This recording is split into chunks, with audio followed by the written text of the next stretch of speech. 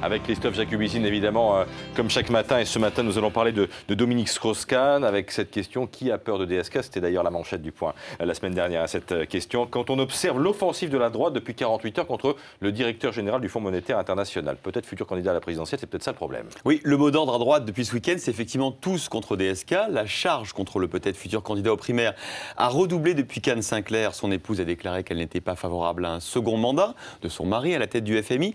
Ça a donc commencé sur Radio J avec les propos, disons, maladroits de Christian Jacob, le patron des députés UMP.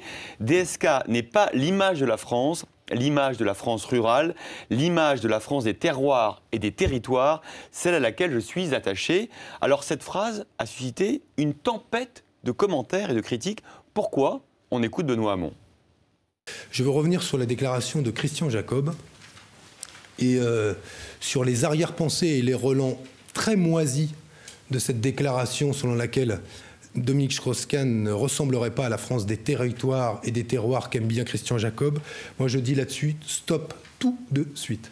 Alors même son de cloche chez les Strauss-Kahniens avec Pierre Moscovici par exemple. C'est le maréchal Pétain qui disait en 1940 que la terre, elle, ne ment pas. Alors franchement, vous savez qu'ici on ne se prive pas évidemment d'entrer dans le débat et la polémique quand il y a matière. Mais est-ce qu'on ne fait pas un mauvais procès à Christian Jacob? Je suis assez d'accord avec vous, Christophe. C'est peut-être maladroit, mais c'est sûrement pas antisémite. Ce que Christian Jacob veut dire, c'est que DSK n'est pas proche des Français parce qu'il est loin. Alors, c'est pas terrible comme argument, mais c'est pas non plus choquant. D'ailleurs, Jean-François Copé, le patron de l'UMP, n'a pas dit autre chose hier après-midi. Il n'est plus en France. On ne peut pas construire comme ça ex nihilo un projet pour la France sans avoir passé le temps nécessaire avec les Français.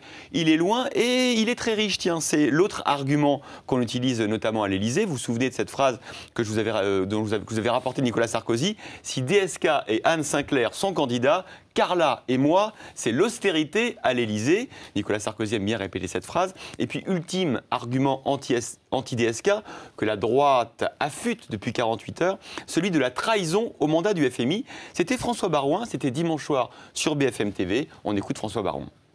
Monsieur Strauss-Kahn sera en place aux côtés du président de la République pour piloter les affaires du G20 au cours de cette année. Je trouve que c'est très bien qu'un Français soit à la tête d'une grande institution internationale, et c'est mieux pour l'image de la France que ce même Français conserve son mandat jusqu'au bout, puisqu'il a pris un engagement qu'il le respecte. Au moins à droite, c'est clair, l'ennemi à abattre, c'est Dominique Strauss-Kahn, alors qu'à gauche, c'est bon, on avance plutôt masqué. Oui, c'est plutôt masqué parce que derrière le soutien de façade auquel on a assisté, cri de joie hier soir, rue de Solferino, au moment de la divulgation du dernier sondage Ipsos pour Le Point. Le voici, DSK perd 7 points chez les Français, mais 14 points chez les sympathisants socialistes.